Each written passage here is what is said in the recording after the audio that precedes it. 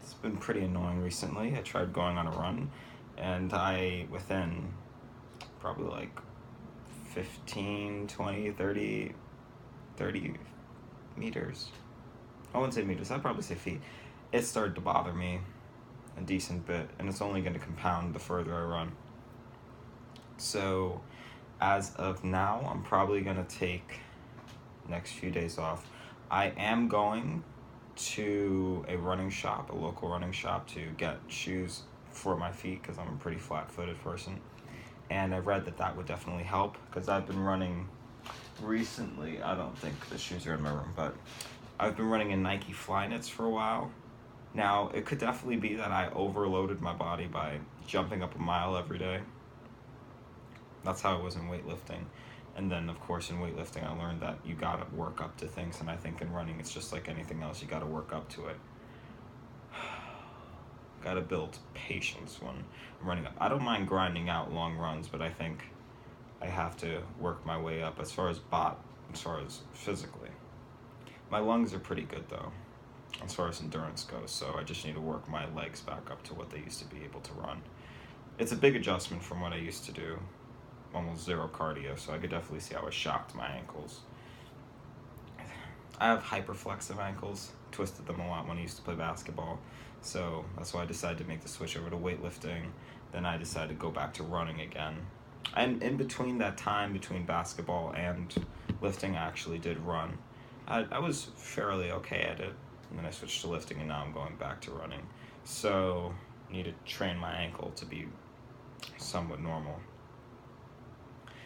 In the meantime, though, I'm probably going to focus more on calisthenic workouts, planks, push ups, that workouts within those areas. Nothing to put a lot of pressure on the ankle and stuff like that. Hopefully, it heals up within about a week, and then the new shoes should definitely help out with it. But I definitely want to get back to running as soon as possible, because like I said before, it's a release. I enjoy it. Helps me out. I mean, I could go for walks, but walks aren't really the same as running. Anyone who runs probably knows what I'm talking about. Um, Even if you went for a short jog, you probably could know what I mean by that. There's just something about maybe the difference in speed that makes it just feel completely different. But as far as that goes, that's my running status right now. So hopefully I can get back to running or resume running in a few days. Of course, that would happen to a person with hyperflexive ankles. But besides that, there have been a few other things on my mind. Mainly that as the school year winds down, senioritis starts to whip up. I changed my work schedule to actually accommodate it, and it's not the classical thing of senioritis. For me, I always get my stuff done. Now, I can be lazy sometimes and do it right before the due date, which makes it horrible. You're always over tensed. Over tense, I mean, like, you have a lot of anxiety about it. You're like, I gotta do it now, I gotta rush it, and then it comes out really bad. So now, what I do is do it the day it's given, and I just rest for a while. That's generally the best strategy that I've came up with so far, and I've liked it decently enough. The assignments are spaced out enough that I don't really have to deal with too much, and then once I do that, I could just chill, hang out with friends. Generally what you want to do senior year. But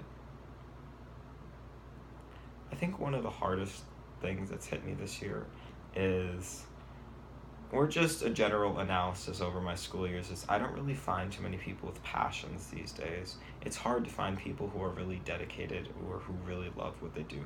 As far as high school goes, now I know that you're young, you want to learn about what you're probably going to do for the rest of your life. You're still making up your mind.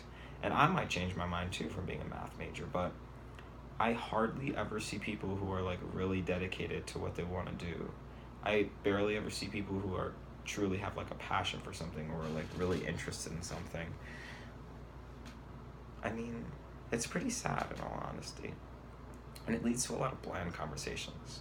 Like, I'll probably make a video in a few days when I get like material together.